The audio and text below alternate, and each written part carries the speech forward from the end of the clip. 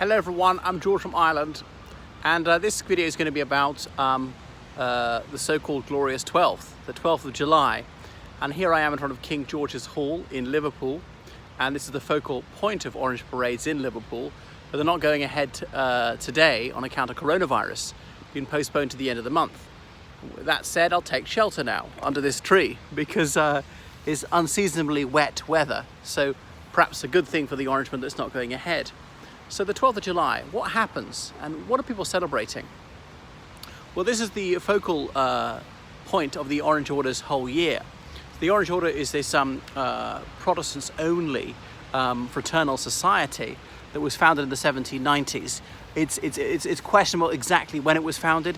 There were a number of organizations with the word orange in the name, but one of the most popular claims is that it was founded in 1795 at Dan Winter's cottage at Loch Gall. There was a lot of sectarian violence in Ireland at the time, particularly in County Armagh, where Loch Gall is. So the Catholic majority often fighting against the Protestant minority. In those days, Protestant often only meant members of the Church of Ireland, which is a carbon copy of the Church of England. And Presbyterians were initially not allowed into the Orange Order. That changed quite soon, and Protestants of all denominations were allowed in: Methodists, Baptists, Plymouth Brethren, whoever like that. But to this day, it's specifically about Protestantism and the British monarchy. So the Orange Order, it takes its name from William of Orange, who was Stadtholder of the Netherlands, who was born in 1650. He was of Dutch, German, and English descent. Indeed, the Dutch national anthem, the Wilhelmus, well, it's not really about him. It's not about William of Orange. It's about his great-grandfather said, "Ik ben een prins van Deutsches bloed." I am a prince of German blood. So they were the Orange Nassau dynasty, but the Orange family, they'd come from France centuries earlier. There's the town of Orange, which is why Orange was their surname, and then Nassau in Germany, or Nassau. They tend to pronounce it these days as in Nassau, the capital of the Bahamas. Anyway, so I don't want to go through all the anfractuosities of the 1688 revolution, but the long and the short of it is William III, he overthrew his father-in-law, James II, who was also his uncle. So William III, he was married to his first cousin. That's why he's both the son-in-law and the nephew of King James II, the Catholic King of England, whom he overthrew. James II, of course, being King of Scots and the King of Ireland. To make it even more complicated, James II, of course, is James VII in Scotland. Anyway, so back to that William of Orange, who then became King William III of England. We often count him as King William III of Ireland, though of course we've never had a William I or II. And in Scotland, he's William II, because they had a William the Lion, the Lion beforehand, all right? Anyway, but he's commonly called William III or William of Orange. Orangemen often affectionately called him King Billy. And he came to Ireland because James II had fled England, gone to France, where his boon companion, Louis XIV, they welcomed with open arms. Of course, Louis XIV was a Catholic monarch. He revoked the Edict of Nantes in 1685. He started to persecute the Protestant minority in France, and as Huguenots, many of them had fled to the British Isles.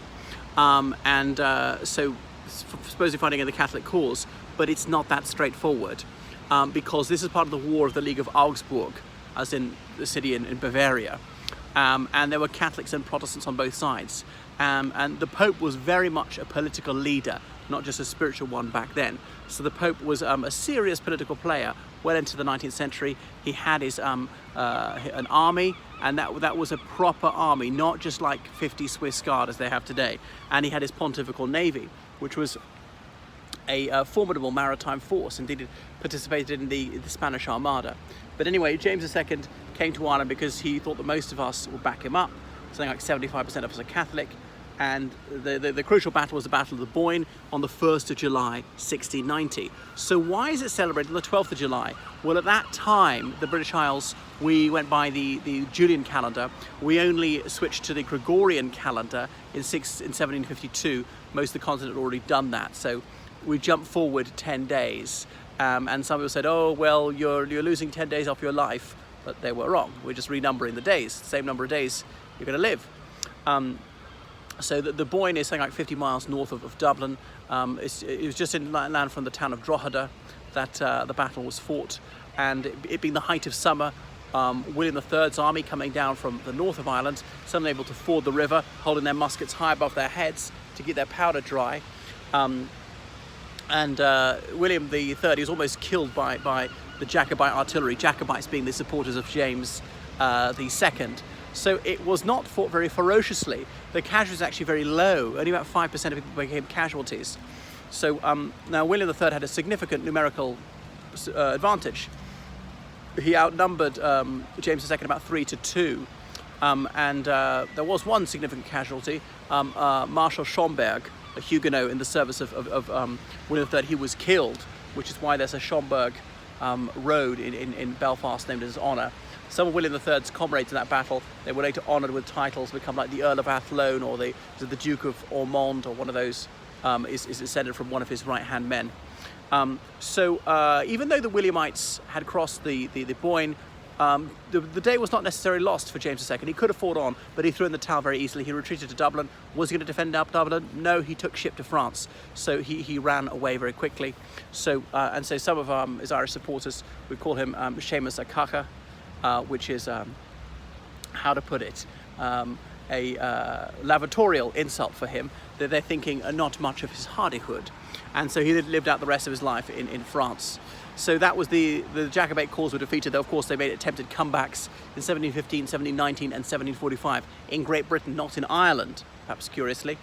The Williamite Wars carried on for another year, and there was the Siege of Limerick, which ended, the Treaty of Limerick. Supposedly the Catholic majority in Ireland were going to be free from discrimination. However, that was not abided by, because those signing the treaty, those English soldiers didn't have the authority to do so. But going back to the Boyne, who was on William III's army? There were mostly Dutch troops, some English, some Scots, some Irish Protestants. Now, it's not clear who's Irish and who's not. Protestants in Ireland back then usually identified as English or Scots and were viewed as such by everybody else. It was only in the 18th century that the Protestant community in Ireland began to call themselves Irish, although often by Irish-speaking Catholics we often would regard them as English at that time. Just use the word Sassenach, whether they were Irish Protestants or whether people who'd just come from England, often not drawing a distinction.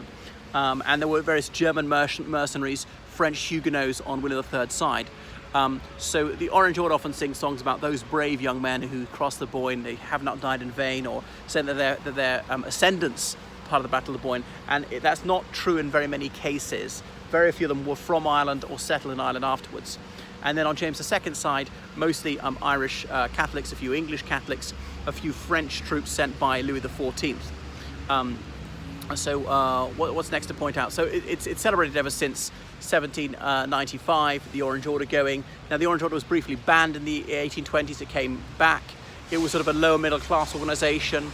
Then it became cross-class, putting working class people in it. By the mid-19th century, the aristocracy had sort of co-opted it and get these high up positions. So the Orange Order divides the world into districts. The Orange Order exists in throughout the British Isles. Yes, even the Republic of Ireland, though there are very, very few Orangemen there. There's one in the Maldive Islands in the United States, Canada, Australia, Togo. You should see that book, The Catholic Orangemen of Togo. But it's normally in Commonwealth countries, but it's quite small and it's declining. There are Orange women for the past 20 years. So it's one of the loyal orders, the various other loyal orders of the Apprentice Boys of Derry, the Royal Purple Arch, the Royal Black Preceptory. And so the Orange Order, it's had schisms, then it's reunited and so on. So there's just one Orange Order right now. So it's not a very big thing in England. It's a little bit bigger in Scotland. But the Orange Order in Scotland is mostly for those who are of Northern Irish descent.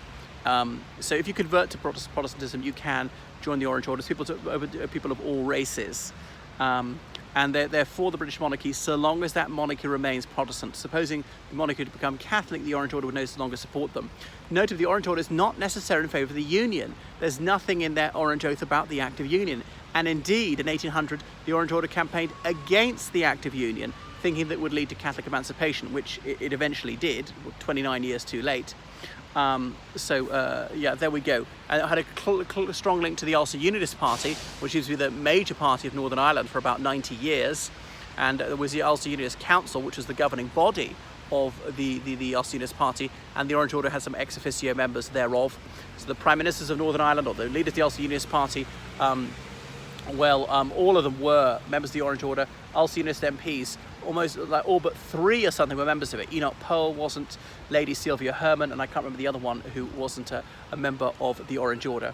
So it's still parading. It's not as formidable as it used to be. You go back to the time of the First World War, something like 50% of Protestant men in the 6 counties were members of it, and it's rather declined, about 10% of that figure. So they're quite anxious because not enough young people are coming through.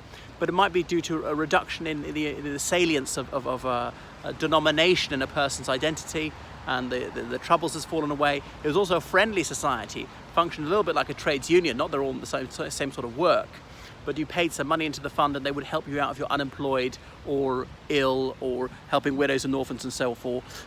But when the welfare state came along, that wasn't needed anymore. So the Orange Order is often held contentious parades. Nationalists tend to dislike it, and from the 70s we're trying to reroute these parades, largely successful. The Orange Order voluntarily rerouted hundreds of parades each year, but they felt that the SDLP and Sinn Féin would never stop till there were no orange marches at all. And Sinn Féin has often said it, let's ban it, let's have no orange marches whatsoever, because they disapprove of this organisation. So that is the Orange Order. You see them going around with their banners about King Billy. So one district will have several lodges. A lodge has usually got its own building, and that's it. So a lodge would have like roughly 50 members. Obviously it varies, and they've got various titles like Worshipful Master and things like that. They adopted some Masonic terminology and iconography, but so they're not a society with secrets like the Freemasons is. Okay, so that's enough from me. So I hope you found that informative about the Orange Order, and please subscribe to my channel. Toodaloo.